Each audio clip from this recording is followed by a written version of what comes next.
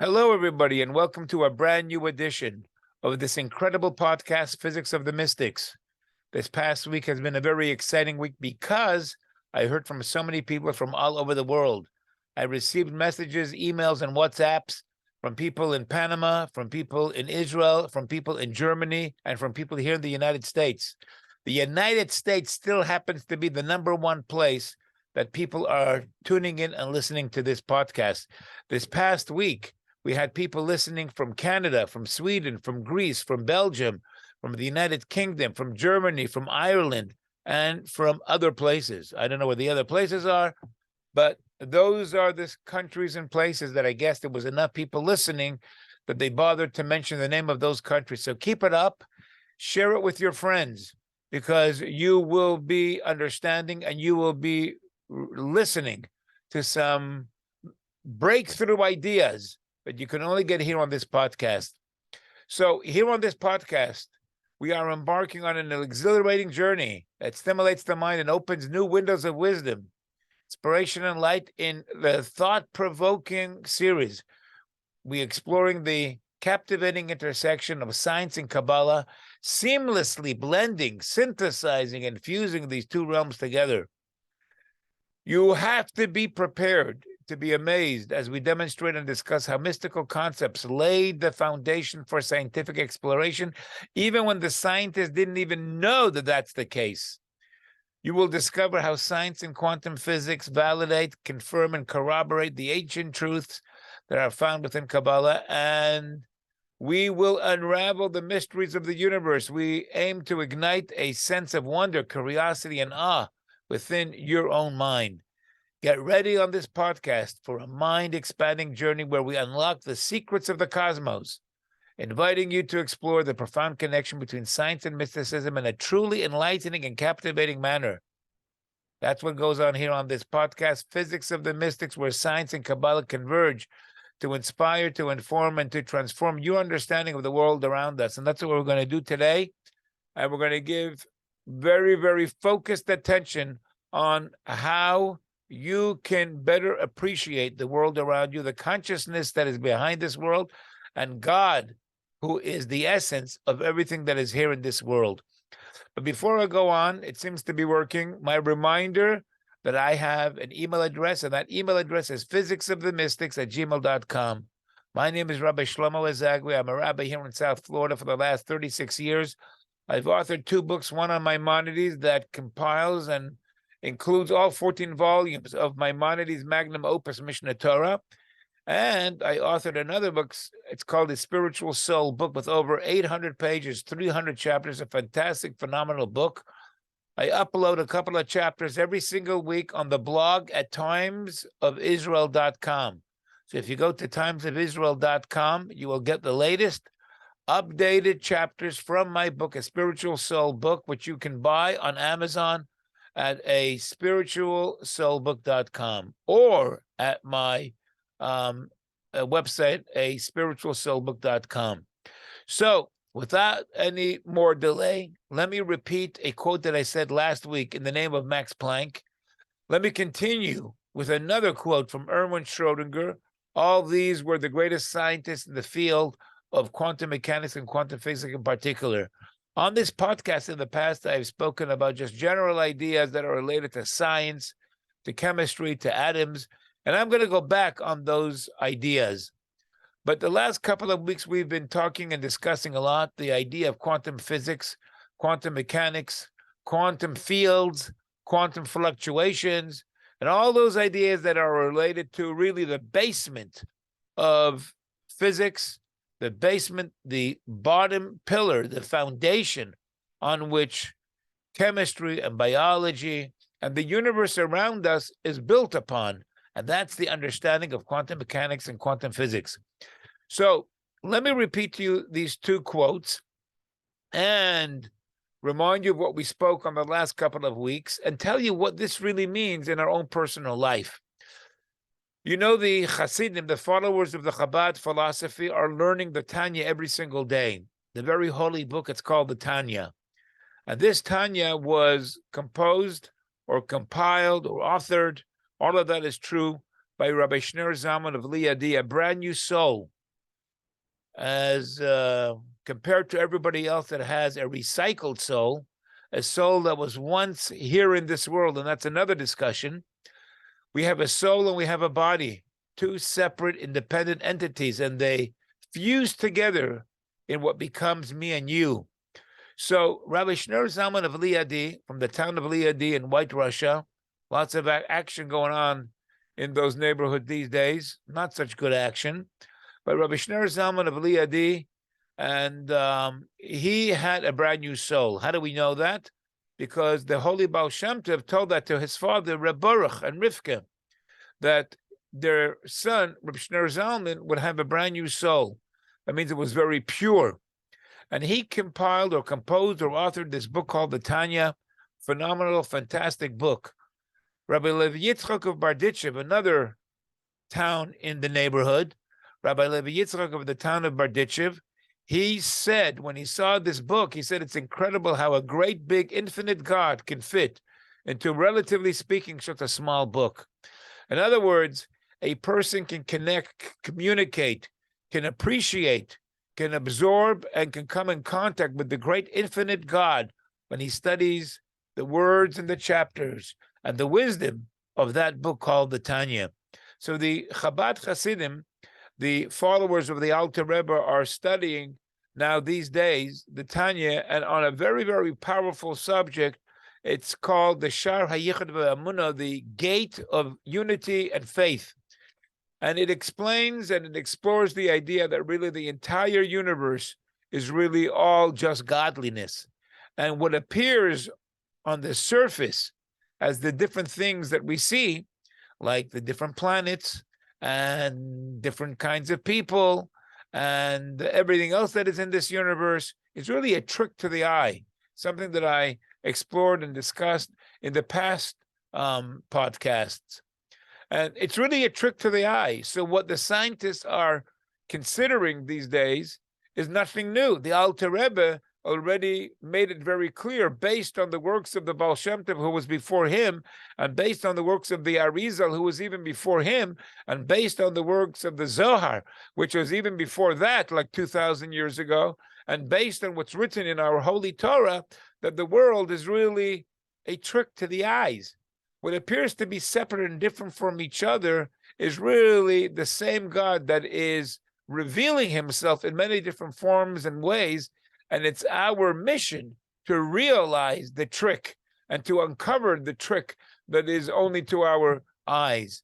And then, in some kind of a way, we bring a certain joy and a happiness to God that we discovered him as he was playing hide and seek and hiding behind this kind of what appeared to be independent entity, but then we discover really that it's God himself here, there, and over there, and everywhere. There is nothing else but him. This brings a tremendous amount of happiness and a tremendous amount of fulfillment to the universe, that we become conscientious of that godliness that is inside everywhere. So let me first begin by recognizing our limitations with this quote that I said last week from Max Planck. Science cannot solve the ultimate mystery of nature, and that is because in the last analysis, we ourselves are a part of the mystery that we are trying to solve. That's a very, very deep realization, that it realizes and it recognizes the limitations of our mind, the limitation of our bodily faculties. We can only go so far. We can't go outside ourselves because it's always inside ourselves that we're trying to figure things out. So the first thing is that you need to realize that on our own, we will not understand. We need the wisdom of God. We need the very special window that opens up for us from outside of us and gives us an understanding and an appreciation that on our own we would not be able to realize. But it is phenomenal that these days, these scientists in quantum mechanics and quantum physics are touching upon this realization that the universe is more than what meets the eye. There is something that is not seen, and that something that is not seen and not able to be touched is really the source from which everything emanates. So before I go on and explore that further, let me share with you a quote from ERWIN Schrödinger, another of the big scientists in the field of quantum mechanics and quantum physics. And this is what ERWIN Schrödinger said, who was also a Nobel Prize winner in physics in 1933. And this is what he said: the total number of minds in the universe is one. Unbelievable that he realizes that. In fact, he goes on to say, consciousness is a singularity phasing within all beings. That one consciousness, that's the point that he's trying to say. The mind is one mind. It's one consciousness. And this consciousness is phasing within all beings, and it actually is where all beings are about. When we try to figure out in quantum mechanics, and they come to all these conclusions, whether it's the Planck constant and all these other different parts of the equation, many of these things are nothing else but a certain mathematical type of anchor that helps us understand and appreciate what cannot be understood otherwise. So what Max Planck and what Erwin Schrödinger, and just these two quotes over here, there's many, many more quotes from many of these scientists that lead to the same conclusion. And that is, number one, that we on our own can't understand. And then number two, there is some kind of a consciousness, a wisdom that is one behind everything, since the equations and the rules of quantum mechanics are one for all of physics.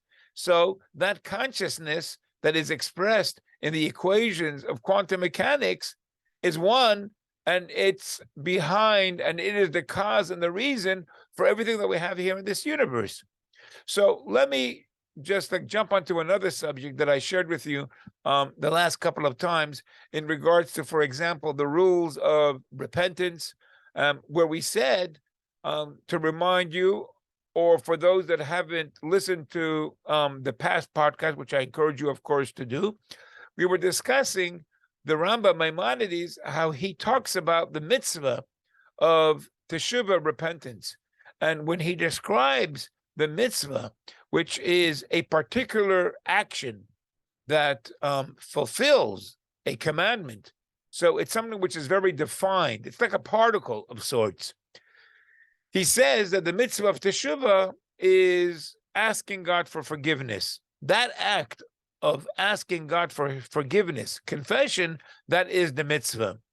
But we continue to talk about what the Rebbe, Rabbi Menachem Mendel Schneerson, the Lubavitcher Rebbe, helps us appreciate.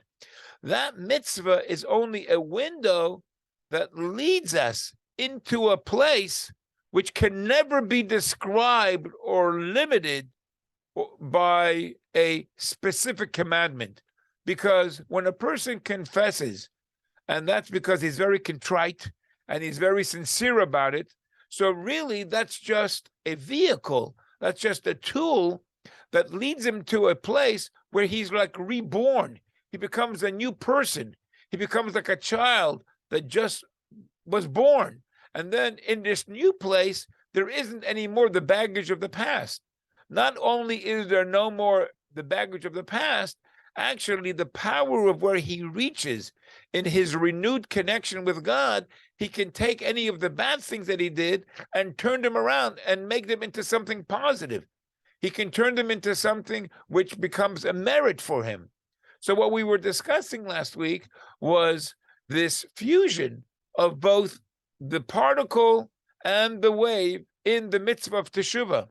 In the mitzvah of teshuvah, we approach returning ourselves and renewing our relationship with God through the particle, through the commandment, through the very defined act of using our mouth and confessing and expressing that confession in our mind and in our mouth. But then, because it's sincere, it is an expression of something very deep inside ourselves, and it brings us to a place which is very, very deep and fresh and pure in the relationship with God. And over there, all possibilities happen. In the place of the wave, in the place of the quantum fields before it expresses itself into any particular particle. So all possibilities are there. We never know where anything is and what is there. And so that's what we discussed in last week's podcast. Before that, we discussed about prayer.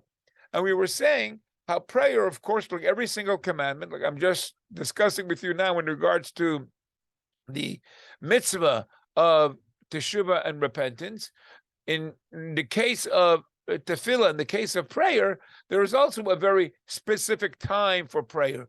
But the truth is that specific time has a deeper dimension, and that deeper dimension expands even further than the place of the very, very strict definition of when prayer must take place. And that's why we said it was possible that a person can extend the day into the night. That's why we said it was possible that a person can take the Shabbat and he can experience the tranquility, the peace, the very special spiritual place of Shabbat, even before Shabbat or even after Shabbat. You remember we talked about how the oil, which has a very special quality on the surface, the oil on the surface, but deep down inside itself, where we're talking about the quantum subatomic level, there is much more than just the limited expression of oil. There is all possibilities down at that very, very deep and level. And when a person reaches that very deep level, so then even in vinegar, he can sort of say steer the situation through his attitude, which is what quantum mechanics and quantum physics is all about. When we talk about the observer collapses the wave into a particular definition, but before the particular definition takes place through the observer, all possibilities are there. And that's what we're seeing. Depending on what direction you're going in, we see that very much in Torah. We're seeing very much in Torah that idea, whether it's in prayer, whether it's in repentance, whether it's in lighting the oil and lighting the vinegar, we're seeing and recognizing that there are these very distinct kind of different levels and different facets or different dimensions. There is the level, there is the facet, there is the dimension of the particle, where this is not that, oil is not vinegar, Saturday night is not Saturday, Friday is not Saturday. When it comes to prayer, the night is already after the afternoon. So there is a very, very distinct space and a particle where things can be measured in every single possible way. But then there is the deeper dimension. There is something which is even deeper. And on that level, so then you are able to reach even more and even broader than what finally is expressing himself on the surface. So this is what Erwin Schrödinger meant when he said the total number of minds in the universe is one. In fact, consciousness is a singularity phasing within all beings. He is talking about the deeper level, the deeper dimension of existence before it allows itself to be noticed by the observer and then collapse into the particular particle. Where is this all getting us? Why am I so excited about all this? The reason why I'm all excited about all this is because this is leading us to a very, very deep and very exciting realization. What this is leading us is to appreciate what we say in the Aleinu L'Shabeach and what we say in the Torah, that there's nothing else but God. God is the essence of it all, the unseen energy. You remember when we talked about an earlier podcast and we said that the food of the angels, it finally trickles its way down and it becomes coarser and it turns into the manna. But even when it turned itself into the manna, it was still on an elevated kind of physical level where whatever attitude and whatever a person had in his mind for that food to taste, it would taste exactly like that. So the attitude, the approach that the person brought to the tasting of the food was exactly the results that he would get. That's the powerful idea that the Torah repeats so many different times, that Rabbi Schneerson would repeat many different times.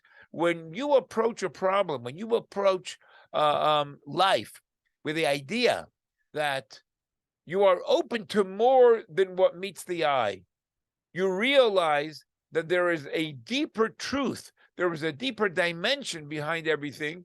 There is God. There is God who influences and controls the way the universe will pop into existence, the way it will express itself out on the surface. So then your observation, your approach, the way you are looking at it will determine whether you really tap in to this deeper dimension or not. You know, there's an expression in English that says, if you think you can or if you think you can't, both are very true, right? So on a down-to-earth level, we can all relate to that. That, you know, if you approach something with the idea in mind that you could, you stand a much greater chance that you will. But if you approach a situation with the idea that you cannot, well, you just narrowed your possibility and limited your chance to even realize or recognize or notice where the possibilities lie. So what we're explaining right now is that this idea is supported by quantum physics. It's supported by the ideas of the Torah. The way you approach the observer, the measurement will collapse the wave in the specific particular manner that you came to the table. That's coming from the outside and going, so to say, trying to go deeper inside. Coming from the other direction, coming from the direction of God, God, the unseen consciousness. God is way more than just consciousness. God is beyond consciousness. Consciousness is just consciousness, logic, or it's limited by its own boundaries, by its own definition. So God is way more than consciousness. But we recognize that consciousness and wisdom is the highest facet. It's the highest faculty that we have here in this universe. The consciousness that human beings have that develop is what leverages all the powers and the energies in this world to make whatever we have and what we enjoy and what we appreciate here in this universe. And only because of wisdom, it's only because of logic, it's only because of consciousness. It's not because of impulse, and it's not because of the actual rules of nature. Consciousness is the most powerful and the most godly expression within a human being. And that's why people, the Rambam Maimonides says that a person, a human being, to live his full potential has to develop his mind, his logic, his wisdom, his consciousness to be able to live to his fullest potential. If you're just living on impulse and on emotion, if you're just living on routine, then you might as well have been an animal living on impulse, on emotion. If you're just living on natural rules, you might as well have been a tree. You might as well have been a flower. But you're beyond that. You have within yourself those things that operate on the rules of nature. You have those things where you experience emotions and impulse, but then you have what's most powerful in a human being, and that's your mind. Your ability to rationalize, to think.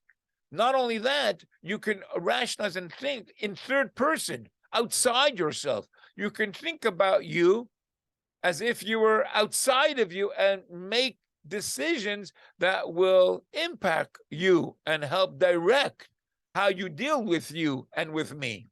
That's incredible. So when we talk about consciousness, it's just a way of, so to say, relaying to God in what we know and what we experience to be the most powerful part of our identity. But God is way more than consciousness. There's no question about that. He is not limited by consciousness. He is way beyond that. And therefore, even the greatest mind can never understand God. As the Torah itself tells us, God says, my mind is not your mind. As much as you can develop your mind, you will never reach the mind and the understanding of God. But nevertheless, where all of this is taking us is an understanding and an appreciation that it's all God.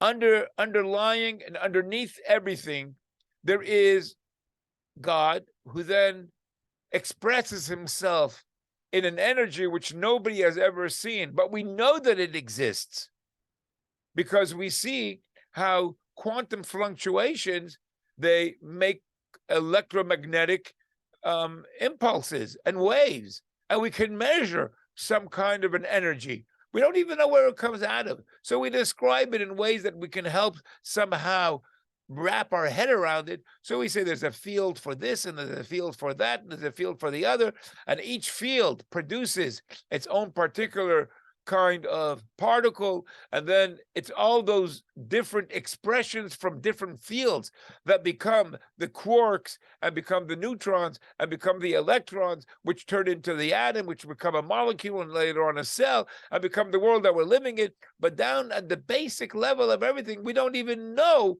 what a quantum field is, but it's an energy. It's an energy that's not seen, but that we know exists. Where did it come from? That's the interface.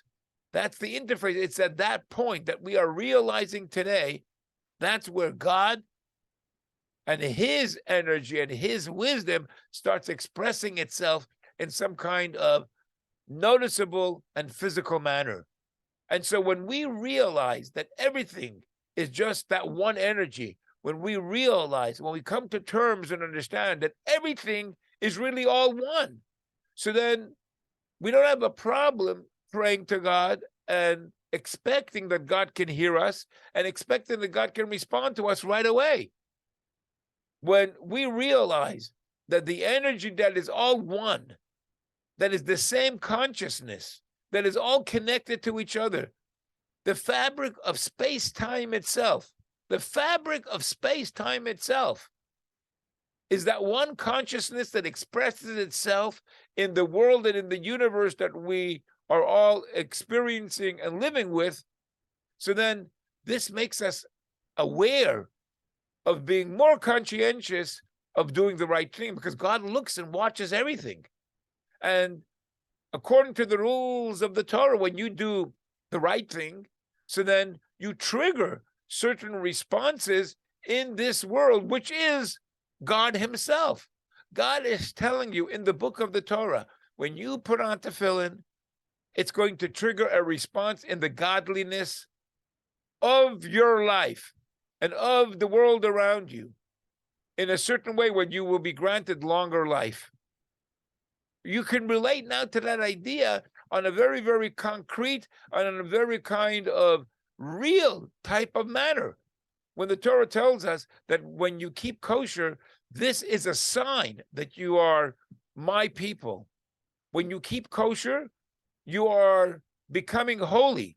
What does it mean you're becoming holy? Holy means that you are becoming elevated from the mundane world. You are godly because you are doing what God says keeps you connected to God. So that makes you a lot more interested and a lot more motivated and a lot more serious not to eat something that's not kosher. Because when you eat something that's not kosher, so that it doesn't have that very special possibility to stay connected to the, so to say, the quantum level of godliness. It's only when you eat kosher food that you stay connected to the deeper possibilities, to the deeper levels of energy. The food is God. And the food is the way God created the kosher food and the non-kosher food. God said, the way I created the kosher food, when you eat that kosher food and you make a blessing before it, you stay connected to me on a higher level. But when you eat food that is not kosher, so then the way it was designed and created, there is a distance. There is, so to say, more today, you know, there's a big haze in New York. There is a greater haze. There's a greater, so to say, filter that doesn't allow you to stay connected to the deeper. You're just going to stay connected to the particle side of it. And the particle side of it can become coarser and coarser and coarser. And then you were just stuck to something very narrow and full of mass and heaviness. But when you are connected with something that the Torah and that God, in other words, tells us will keep you connected to holiness, that means that it has more of a refined and it has more of a spiritual identity to it, and therefore that keeps you more connected to God himself, who is in the air around you, who is in your body. Your body is staying connected to more holiness when you eat kosher. When you don't eat kosher, you are instilling within yourself a food that is coarser, more materialistic, more particle-like, and therefore more narrow, more limited. And therefore, Jewish people are miraculous by their very identity.